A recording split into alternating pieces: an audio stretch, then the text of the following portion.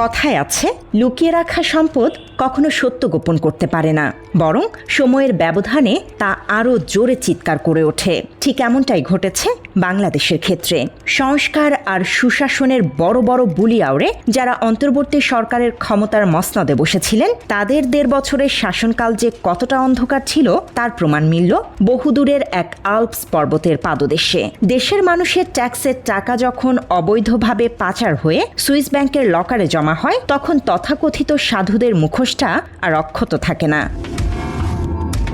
ছাত্র জনতার গণ অভ্যুত্থানের মুখে ৫ আগস্ট তৎকালীন প্রধানমন্ত্রী শেখ হাসিনা পদত্যাগ করে দেশ ছাড়ার পর শান্তিতে নোবেলজয়ী ডক্টর মোহাম্মদ ইউনূসের নেতৃত্বে ১.৫ বছরের অন্তর্বর্তীকালীন শাসনকাল বাংলাদেশের ইতিহাসে এক নজিরবিহীন অর্থনৈতিক ও সামাজিক বিপর্যয়ের সময় হিসেবে চিহ্নিত হচ্ছে। এই স্বল্প সময়ে শুধু দেশের আর্থিক খাতই নয়, বরং আইন শৃঙ্খলা, শিক্ষা, স্বাস্থ্য এবং সংস্কৃতি সহ রাষ্ট্রের প্রতিটি স্তম্ভ এক চরম স্থবিরতার মুখোমুখি হয়েছিল বলে সমালোচনা রয়েছে। সাধারণ মানুষের জীবনের নিরাপত্তা যখন তলানিতে, ঠিক তখনই পর্দার আড়ালে চলেছে লুণ্ঠনের মহোৎসব। সম্প্রতি সুইজারল্যান্ডের কেন্দ্রীয় ব্যাংক সুইস ন্যাশনাল ব্যাংকের বার্ষিক প্রতিবেদন ইউনূস সরকারের আমলের অর্থ পাচারের এক অবিশ্বাস্য ও লঙ্কাকাণ্ড উন্মোচন করেছে। ২০২৪ সালে যেখানে বাংলাদেশিদের জমা অর্থের পরিমাণ ছিল প্রায় ৫৯ কোটি সুইস ফ্রাঙ্ক, ২০২৫ সালের শেষে তা এক লাফে প্রায় ৪১% বেড়ে দাঁড়িয়েছে ৮৩ কোটি ৪১ লাখ ফ্রাঙ্কে।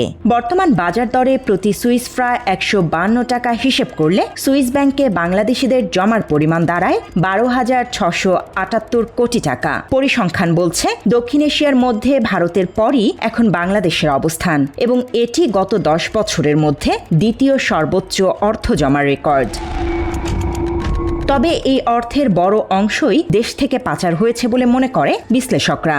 তারা বলছে, বাণিজ্যের আড়ালে বিপুল পরিমাণ অর্থ পাঠানো হতে পারে। সুইস ব্যাংকে জমা হওয়া এই অর্থের একটি বড় অংশ বৈধ কিংবা অবৈধ বাণিজ্য এবং আড়ালে দেশ থেকে চলে গিয়ে থাকতে পারে বলে মত তাদের। আমাদের এলসি মারফত কিন্তু অনেক টাকা ইলিগ্যাল ওয়েতে চলে যায়, আদার ওভার ইনভয়েসিং বা আন্ডার ইনভয়েস। সবাই মনে করে সুইজারল্যান্ড ইজ সেফ। ঋণের অবস্থা বেসরকারি খাতে তো খুবই অবস্থা খারাপ, বলতে গেলে ইতিহাসের সবচেয়ে তলানিতে আছে। সেই জায়গায় যদি এ ধরনের প্রবণতা বেড়ে যায়, তাহলে দেশীয় অর্থনীতি কিন্তু দারুণ ক্ষতিগ্রস্ত। বিশ্লেষকরা বলছে, সুইস ব্যাংক হল বাংলাদেশ থেকে অর্থ পাচারের হিমশৈলের চূড়ামাত্র। প্রকৃতপক্ষে পাচার হওয়া অর্থের সিংহভাগ জমা হয় যুক্তরাষ্ট্র, যুক্তরাজ্য, কানাডা, দুবাই ও মালয়েশিয়ার মতো দেশগুলোতে।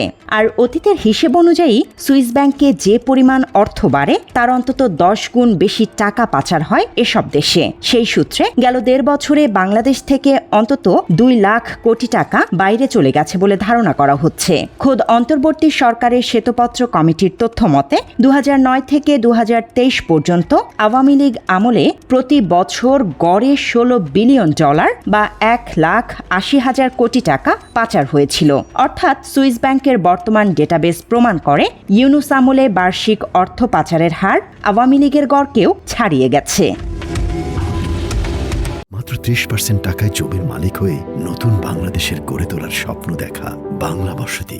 সুইস ব্যাংক আমানতকারীদের নাম প্রকাশ না করলেও এই বিপুল অর্থের উৎস নিয়ে খোদ অন্তর্বর্তী সরকারের উপদেষ্টাদের দিকেই জোরালো অভিযোগ উঠছে। ক্ষমতা থেকে বিদায়ের পর দুর্নীতি দমন কমিশনের সাবেক উপদেষ্টা আসিফ নজরুল, সৈয়দা রিজওয়ানা হাসান, আদিলুর রহমান খান এবং আসিফ মাহমুদ, সজীব ভুঁইয়া সহ প্রায় অধিকাংশ উপদেষ্টার বিরুদ্ধে শত শত কোটি টাকার দুর্নীতির খতিয়ান জমা পড়েছে।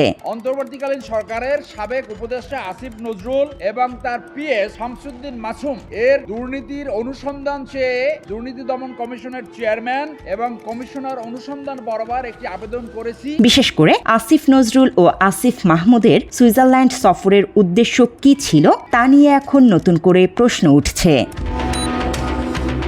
এমনকি বৈষম্য বিরোধী আন্দোলনের অন্যতম সমন্বয়ক ও অন্তর্বর্তী সরকারের সাবেক উপদেষ্টা মাহফুজ আলম ও এনসিপি নেতা সার্জিস আলমের বিরুদ্ধেও বিভিন্ন সময়ে এই আমলে অর্থ পাচারের অভিযোগ ও নানা বিতর্ক তৈরি হয়েছে।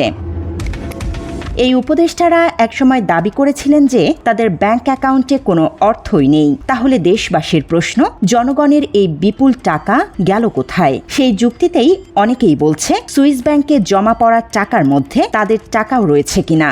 যদিও সুইস ব্যাংকে কার কত টাকা রয়েছে সেই হিসেব জানার সুযোগ না থাকায় এই প্রশ্নের উত্তর মেলাতে পারেনি কেউ।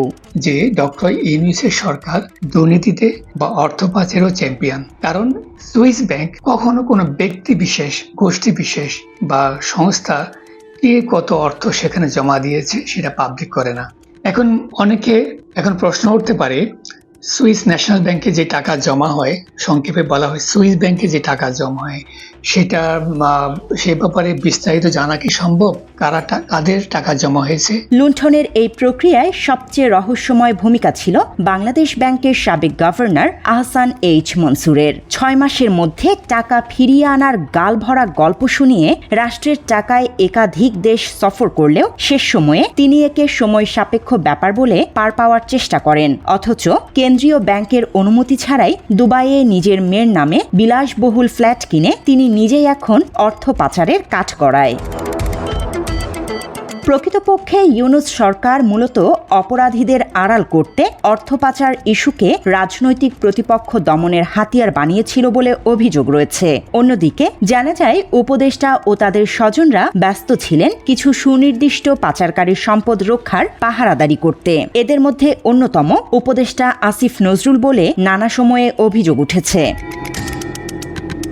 বিগত 17-18 বছরে দেশ থেকে যে সম্পদ হারিয়ে গেছে তা ফিরিয়ে আনতে পারলে বদলে যাবে বাংলাদেশের ভাগ্য। তবে এর জন্য প্রয়োজন দল নিরপেক্ষ কঠোর পদক্ষেপ। অপরাধীদের কাউকেই যেন ছাড় দেয়া না হয়, এমনটাই দাবি সাধারণ মানুষের। বাংলা এডিশন, ঢাকা।